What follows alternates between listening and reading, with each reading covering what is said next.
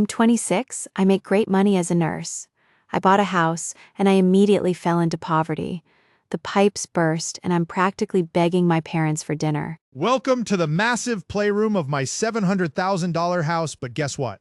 I'm eating ramen noodles for lunch because that's all I can afford. We popped champagne on closing day, but when that first tax and insurance bill hit, we realized we just trapped ourselves for 30 years. Sounds insane, right? You've been told your entire life, stop buying avocado toast, work hard, save up, and buy a house. That's your golden ticket to building wealth.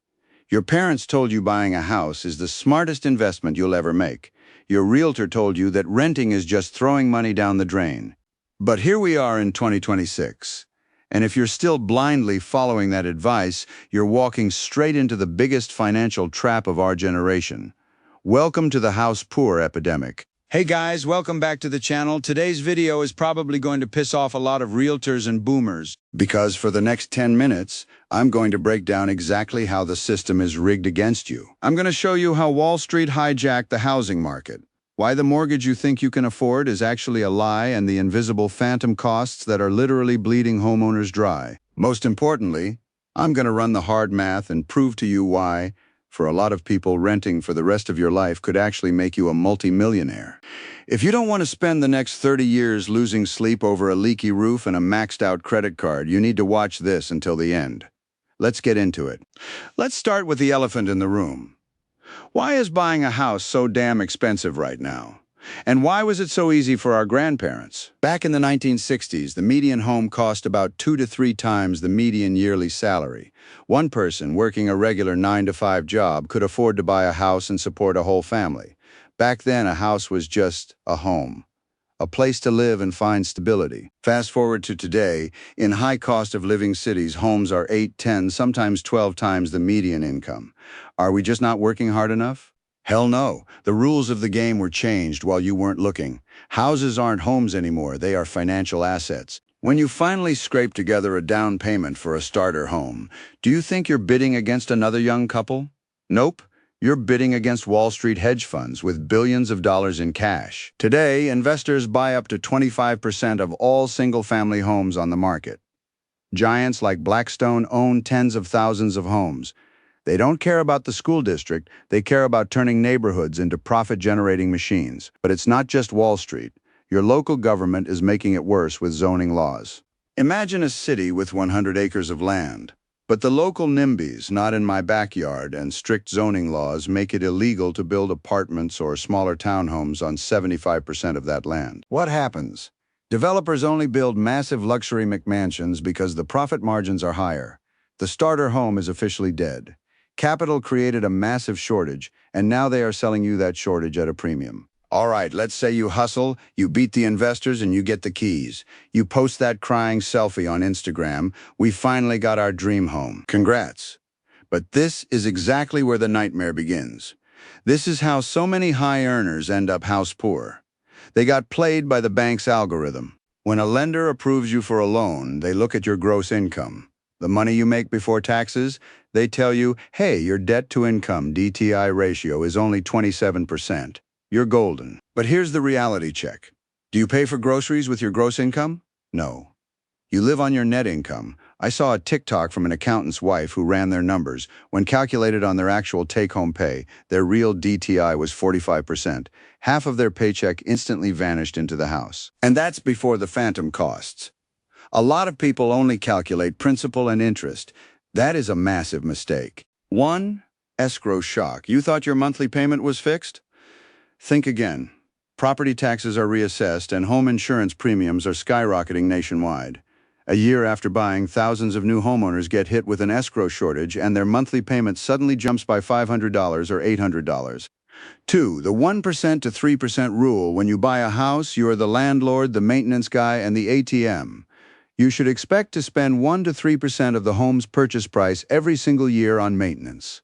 Got a $500K house? That's $5K to $15K a year. A new roof? $20K. HVAC blew out? $8K. 3. The amortization trap. This is the biggest lie in real estate.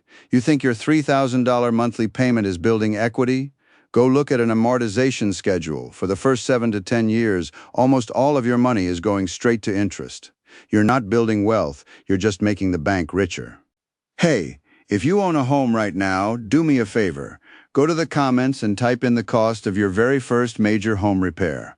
Let the people planning to buy see the brutal reality. Drop a number down below. Now let's tackle the biggest piece of financial brainwashing in American history. Renting is throwing money away. You're just paying your landlord's mortgage. I have a multi-millionaire friend who rents a luxury penthouse for $10,000 a month. Everyone tells him he's stupid, but he ran the math for me, and my jaw dropped. Let's look at the opportunity cost. Let's say you want to buy a $1 million all home. You drop about $330,000 on the down payment and closing costs. Then factoring in the mortgage, taxes, insurance, HOA, and maintenance, owning this home costs you roughly $1,000 more per month than renting a comparable place. What if you didn't buy? What if you kept renting, took that $330,000 cash, plus that $1,000 monthly savings, and invested it into a low-cost S&P 500 index fund, averaging a historical 7% return after inflation? You do nothing. You don't fix toilets, you don't mow lawns. In 30 years, what does that portfolio look like? Almost $4 million. In highly liquid, tax-advantaged cash. Now, the real estate bros are screaming at their screens right now. But my house appreciated. Yes, maybe your house is worth $2.5 million now, but you can't slice off your guest bathroom and use it to buy groceries. To access that equity, you have to take out a loan and pay interest, or sell the house and pay a 6% realtor commission. Here is a basic rule of business. A landlord cannot always pass 100% of their carrying costs on to the renter. In major cities right now, it costs a landlord $8,000 a month to carry a house, but they can only charge $5,000 in rent because that's what the market dictates. When you rent in a high-cost area, you are literally getting a financial subsidy from your landlord. So what are you buying with rent? You're buying flexibility, the freedom to take a massive career risk, the freedom to travel, and the freedom to not spend your weekends at Home Depot. Look, I'm not saying you should never buy a house. Buying a house can be amazing. If you have a growing family, if you want to paint the walls, and most importantly, if you can actually afford it, then do it. But if you're stressed about buying, or if you're already drowning in a house-poor situation, here are 3 rules to save your financial life. Rule number 1. The 28% rule is non-negotiable. I don't care what the lender approves you for. Your total cost of ownership, TCO, mortgage, taxes, insurance, HOA, and maintenance should never exceed 28% of your gross income. If it pushes past 35%, you are a slave to your house. You won't travel, you won't invest, and you will panic if your car breaks down. Rule number 2. Focus on the big wins. If you're feeling the pinch, stop obsessing over cutting out $5 lattes. It doesn't move the needle. Focus on your 2 biggest expenses, housing and transportation. Do you really need to finance a $50K truck? Do you really need that 4th guest bedroom that sits empty 360 days a year? Downsize the ego purchases and invest the difference. Rule number 3, make the hard pivot. If you are currently house poor, you have to take action. Start house hacking, rent out a room or your basement to cover the mortgage, pick up a side hustle. And if all else fails, sell the house. Seriously, there is no shame in cutting your losses. Taking a small hit now to sell a house you can't afford, moving into a nice rental, and getting your peace of mind back? That's not failing. That's top-tier financial wisdom. The system, the realtors, and old-school traditions have tried to hardwire our brains into believing that owning property equals a successful life. But we need to redefine what a rich life actually means. A rich life isn't flexing a 30-year mortgage on a McMansion at your high school reunion while you're secretly drowning in credit card debt. A rich life is being able to leave work at 5 p.m. to go to your kid's soccer game without worrying about the electric bill. A rich life is having the ultimate FU money, the ability to look at a toxic boss, quit on the spot, and know you have 2 years of living expenses in the bank.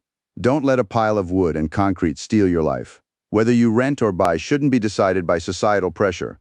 It should be decided by your personal math and the lifestyle you want to live. If this video gave you a wake-up call, or if it saved you from making a $500,000 mistake, do me a huge favor. Hit that like button and subscribe to the channel. It really helps me out. Now, I want to hear from you. Let's debate in the comments. If someone handed you $1 million in cash right now, are you buying a house outright or are you renting and investing it in the market? Tell me why down below. I'll be in the comments replying to you guys. If you want to learn exactly how to start investing in index funds so you can actually build that freedom, click the video right here on the screen. Stay smart, keep questioning the system, and I'll see you in the next one.